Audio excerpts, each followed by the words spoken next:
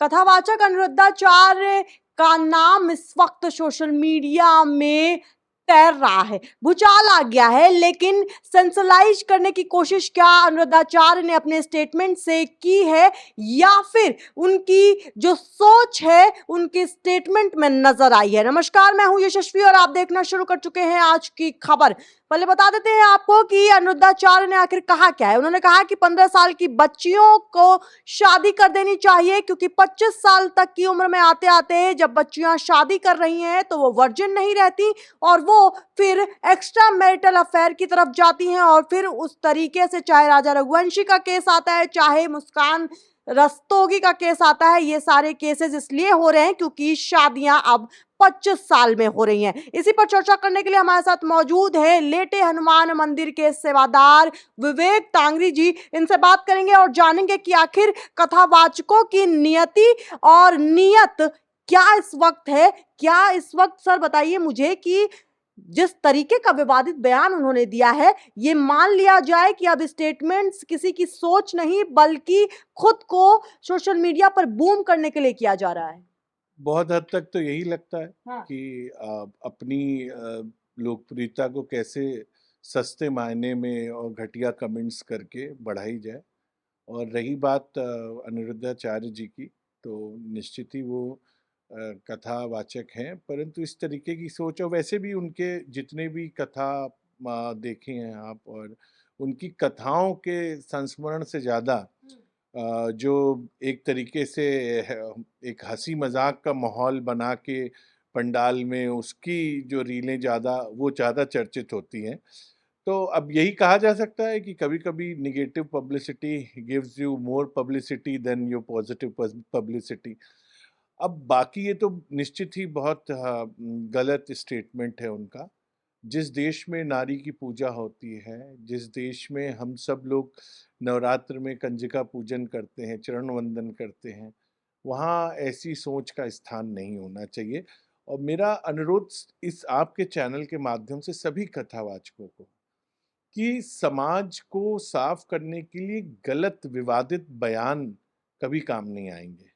एक अच्छी सोच के बयान, अच्छी बातें, इसी बात को संस्कारिक रूप में भी कहा जा सकता था।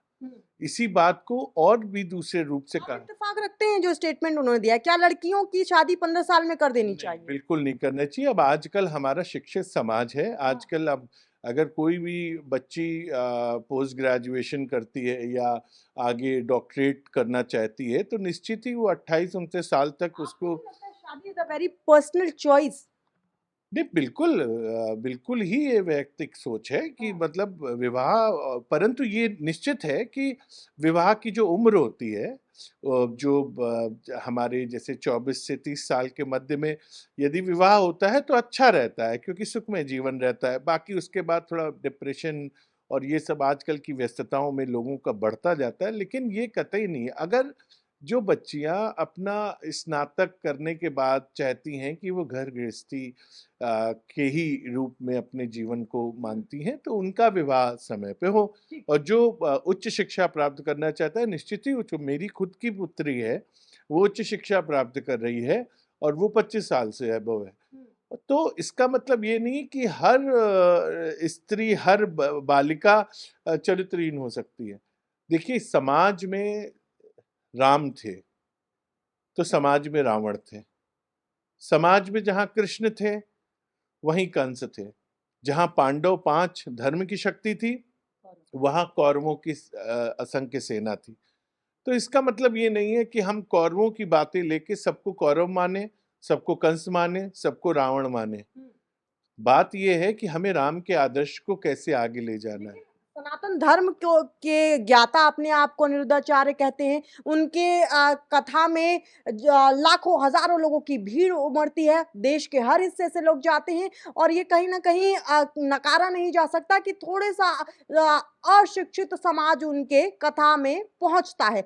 आपको नहीं लगता है कि इस तरीके की सोच को लेकर के जब वो कथा में आते हैं, तो जब वो लोग वापस अपने घरों में जाते हैं, तो वो माइंडसेट भी वो अपने घरों तक पहुंचा रहे हैं? बिल्कुल सही बात है। जहाँ पर अशिक्षा का माहौल है, जहाँ पे आपकी जो फैन फॉलोइंग कह लीजिए या लोकप्रियता ऐसे स्थानों पे जहाँ पे लोग गरीब हैं, जो निचले तबके से आ रहे हैं, जिनके पास ज्ञान का अभाव है, जिनके पास शास्त्र का अभाव है, जो अपनी वैदिक रीति नहीं जानते हैं, उनसे इस बात को कह के हम पाखंड को बढ़ाते हैं। बल्कि ऐसे स्थान पे उनको शिक्षा ये देनी चाहिए कि हमें करना क्या चाहिए, बच्चों को पढ़ाना चाहिए, शिक्षा की बात करनी चाहिए। भाई आज धीरे-धीरे करके ये एक कुप्रथा हुआ करती थी बाल विवाह, परंतु एक समय आया तब समकालीन लोगों ने इसके ऊपर विरोध किया, बाल विवाह समाप्त हुआ। एक समय हुआ करती थी सती प्रथा, उसका विरोध हुआ, सती प्रथा समाप्त हुई। इस प्रकार से ना किसी भी समाज में करेक्शन की ज़रूरत है। हाँ। करेक्शन का मतलब ये नहीं है कि जो गलत हो रहा है उसको हम सामने पेश करें। करेक्शन का मतलब ये है कि हम सही कैसे करें, ये करेक्शन है। तो करेक्शन करने के लिए कभी भी गलत चीज़ों का नाम नहीं लेना चाहिए, बल्कि एक अच्छे उदाहरण, शास्त्रोक्त उदाहरण देने चाहिए। करेक्शन की आप बात कर रहे हैं, लेकिन वो तो करेक्टर सर्टिफिकेट दे रहे हैं हिंदुस्तान की महिलाओं को। और इस तरीके के विवादास्पद बयान किस तरीके से धर्म के ठेकेदारों की जिम्मेदारी भी नहीं बन जाती है कि वो ना सिर्फ, हालांकि उन्होंने माफी मांगी, लेकिन क्या माफी मांग देने से जवाबदेही तय हो जाती है? देखिए अब ये तो उनका अंतर बन जाता है कि वो माफ़ी किस बात पे मांग रहे हैं। मैंने भी सुना था उनका माफ़ी वाला बयान, परंतु उन्होंने कहा कि कुछ, मैंने कहा था कि कुछ नारियों के लिए, मैंने कुछ बच्चियों के लिए ऐसा कहा। मेरा मानना है कि आप किसी के लिए क्यों पर्सनल कमेंट करें? आप समाज को क्या दिखाना चाहते हैं? आज समाज में भ्रष्टाचार है, तो क्या समाज में भ्रष्टाचार की बात बढ़ा के हम उस भ्रष्टाचार को कम करने की बात करेंगे कि बढ़ाने की? आज अगर हम भ्रष्टाचार को कम करना है तो जो चरित्रवान अधिकारी हैं, उनके चरित्रों को दिखा के भ्रष्टाचार कम किया जा सकता है, ना कि भ्रष्टाचार में लिप्त अधिकारियों की या भ्रष्टाचार में लिप्त लोगों की, समाज के लोगों को बता के किया जा सकता है। इसी तरीके से अगर आज मान लीजिए कोई कुरीति है, किसी 2 व्यक्ति से, किसी 2 स्त्री से, किसी 2 बालिका से किया गया अपराध पूरे भारतवर्ष की या पूरे समाज की स्त्रियों के चरित्र को संदेह पे नहीं डाला जा सकता है। तो इस तरीके से मैं तो पुरुष के ऊपर भी संदेह करता हूँ, जिन्होंने आज भी जो है दहेज प्रथा पर वो बालिकाओं को मारते हैं, पीटते हैं, घर में शोषित करते हैं। अभी हाल ही में एक दंपति ने अपनी बूढ़ी माँ को ले जाकर अयोध्या के सड़क पे डाल दिया था, उस पे क्यों नहीं बोले? आप वृद्धाश्रम चलाते हैं, तो आपने उस पे टिप्पणी क्यों नहीं की?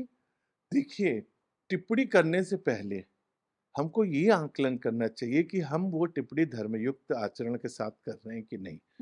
अगर धर्मयुक्त आचरण है तो कभी भी अशोभनीय टिप्पणी हो ही नहीं सकती। हमें ये तय करना पड़ेगा, और अब समय आ गया है।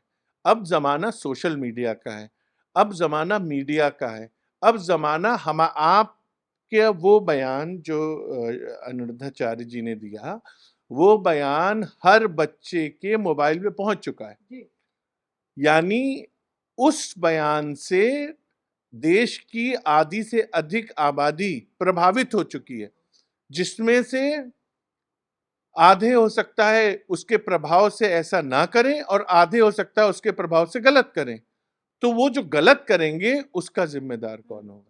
लेकिन क्योंकि आपकी शिक्षा बड़ी सर्वोपरि है, आपने पीएचडी की भी आपके पास वो उपाधि है, तमाम चीज़ों, आपको नहीं लगता है कि अब बाबाओं पर भी लगाम लगने की ज़रूरत है? आपको नहीं लगता है कि कथावाचकों पर भी लगाम लगाने की सरकार को ज़रूरत है? एक क्राइटेरिया सेट करना चाहिए कि ऐसी चीज़ें और ऐसी ज्ञान की अगर आपके पास अनुभूति हो, अगर आपके पास ज्ञान की वो प्राप्ति हो, तो ही आप कथावाचक और तो ही आप बाबा बनने के हकदार हैं।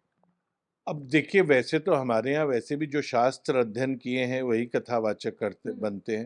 अभी जैसे हाल ही में आपने देखा एक तथाकथित किसी जाति के थे जिनके ऊपर मारपीट हुई, परंतु उन्होंने अशोभनीय शब्द भी कहे, उनके ऊपर फिर मुकदमा भी हुआ। तो इस तरीके से देखिए, ये कथावाचकों का सरकार मतलब मानक नहीं तय कर सकती, परंतु ये तो समाज को तय करना है।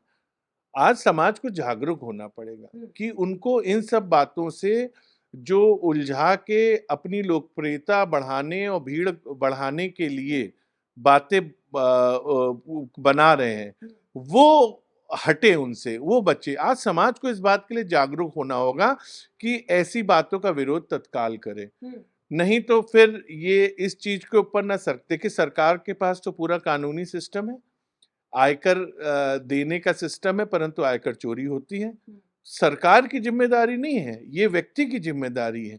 आज सफाई की बात होती है तो सफाई की जिम्मेदारी व्यक्ति की है, उसका घर वो जब वो साफ करता है तो अपना आंगन भी साफ करेगा, बाहर भी साफ करेगा।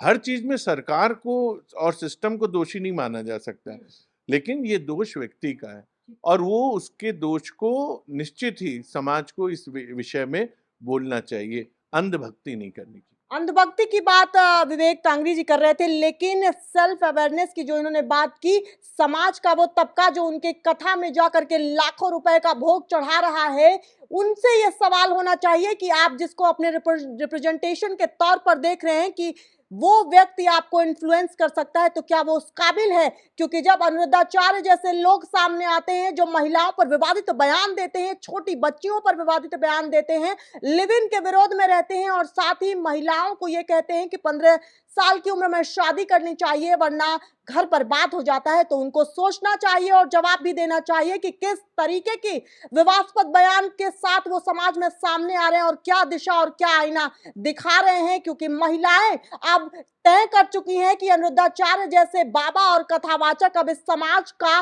रिप्रेजेंटेशन कदापि नहीं करेंगे। आज की खबर आप देख रहे थे, मैं थी आपके साथ यशस्वी पाठक।